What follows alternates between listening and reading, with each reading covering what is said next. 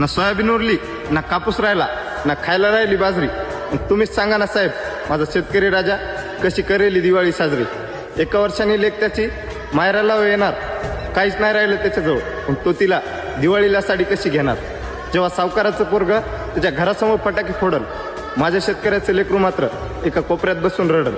पीक वाहून जाताना त्याने त्याच्या डोळ्यांनी पाहिले, दिवाळी आली हो तोंडावर. त्याच्या घरात मात्र दिवाळीचं फराळाचं बनवायचं राहिले. जेव्हा कोणीतरी त्याच्यासमोर नवीन कपडे घालून फिरतं, तो नाही मागत बापाला नवीन कपडे, कारण त्याला त्याच्या बापाचं फाटकं बनायला दिसतं. शेतकऱ्याचे व्यथा साहेब, तुम्हाला काय कळणार. बिस्लेरीचं पाणी पिऊन एसटीच्या गाडीत फिरणारे तुम्हाला शेतकऱ्याचं दुःख काय समजणार. लाज वाटते मनाला, देश कृषीप्रधान आहे असं सांगताना. खरंच खूप दुःख होतं मनाला, कारण शेतकऱ्याची व्यथा मांडताना. आटेक्या झोळीत येऊन पडते रोजची नवी निराशा.